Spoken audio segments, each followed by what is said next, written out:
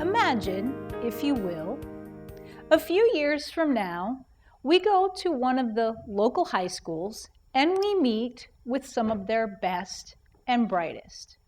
And we say to these kids, you guys are the next leaders, the next problem solvers of this area, of this country, of this planet.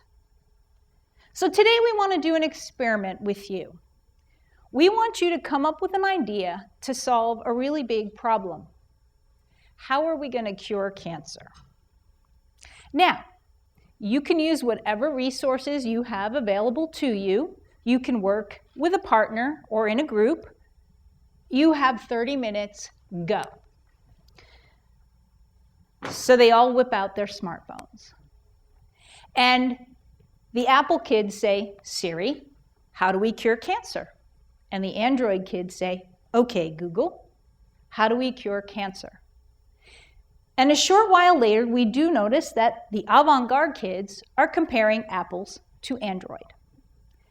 But when the 30 minutes is up, what they do is they regurgitate what they found on the internet. And we say to them, no, we've already tried all that. We still have cancer.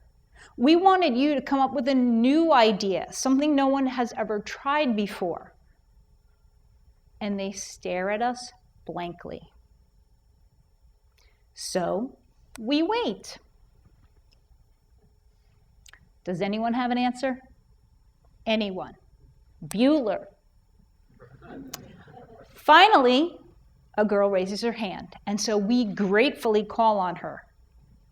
And she says, C. And we say, C? And she says, yeah, my standardized testing class said, when in doubt, pick C. Now, an exaggeration to be sure, but you take the point. This is how we are programming our kids today with excessive standardized testing. Now, kids need 3 skills in order to be able to solve problems, from the big problems like, how are we going to cure cancer, to the smaller, more immediate ones that face them, like, what am I going to study? Where should I go to school? What job should I take? They need to be able to think creatively, they need to be able to think critically, and they need to be able to engage in respectful discussion and debate with other people, especially other people who don't think the same way that they do. Now, kids are natural-born creative thinkers and natural-born problem solvers. Ask any parent who's ever wondered, how did they get those cookies? Now, this is a picture of my son, who happens to be here today, 20-some-odd years ago, and I have to confess, when he was 5 years old, I locked myself in the bathroom because I needed a timeout. Shortly thereafter, I heard the unmistakable sound of a chair being dragged across the floor. The next thing I heard was the scrape of metal against metal. Well, curiosity and self-preservation kicked in, and I opened the door. And this was an odd bathroom because the door opened outward. So I opened the door and stepped out to find my son standing on a chair with a screwdriver in his hand. And I said, what are you doing? And he said, I'm taking the hinges off the door. Well, I have no idea who taught him about hinges because it wasn't me. And I assure you that never in a million years would that have occurred to me as the solution to the problem that mom has locked herself in the bathroom and I want to get at her. And you wonder why I needed a timeout. So we took this creative problem-solving kid, this critical thinker, this problem solver, and sent him to school. And like most of his peers, and even more so in this day and age, we took that creative thinking and we squashed it. We send kids to school today and we teach them that there are at most 3 possible solutions to a problem, A, B, C, or D, all of the above. We also teach them that to do poorly on these tests is to be marked a failure. Now imagine being 8 or 10 years old, or today, 5 or 6 in kindergarten, and considering yourself a failure. We will create self-fulfilling prophecies with these kids because they will rise to the expectations that we set for them and that they believe in themselves. Thomas Edison was actually thrown out of school for being addle-minded, and he didn't know that, so he did not live up to that expectation. He also didn't think that getting something wrong marked you as a failure. He felt that he had simply learned a number of things that didn't work on his way to finding the thing that did work. I am pretty sure that if Edison were in school today, he'd be medicated because he wouldn't be able to sit still. His brain would be coming up with all of these ideas. The next thing that kids need is the ability to think critically. We live in an age of information. Like I said, we all have access to the sum of mankind's knowledge right in our back pockets. But more often than not, these days, it seems like it's an age of misinformation. And a lot of that is being put out there on purpose, as well as being spread by accident. Now, this is my mom, and I love her to death, but she is one of those people. And you all know the ones that I mean, right? I read it on the internet, so it must be true. Forward, share, forward, share. Meanwhile, they don't even stop to consider maybe it's not true. They don't stop to ask questions. Now, this believing whatever you read on the internet has had some very interesting consequences. For example, there was a bounty hunter who got a tip on Facebook about where a suspect was going to be. So he kicked down a door and found himself staring down the barrel of the chief of police's gun. Now, he is lucky he did not end up as a chalk outline on the floor. There was also the counterfeiter who blamed President Obama for her crimes because apparently the president said it's okay to print money. I am pretty sure that if he actually said that, he was not referring to your home computer. Think about videos these days that go viral and create this mob mentality. We don't stop to ask what happened before that video started.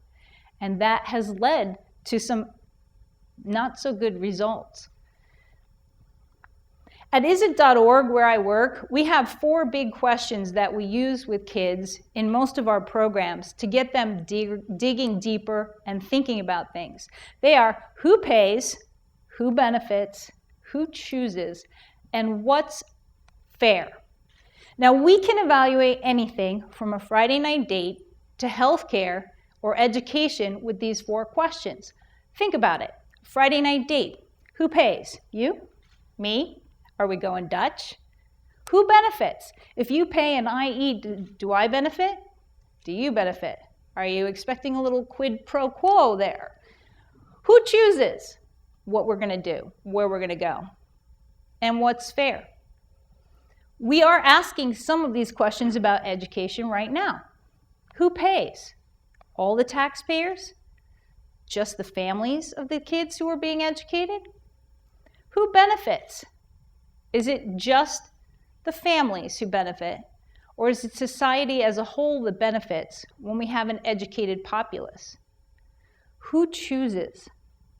That's a big one right now. Who gets to pick what these kids learn, when they learn it, how they learn it, how often we standardize test them?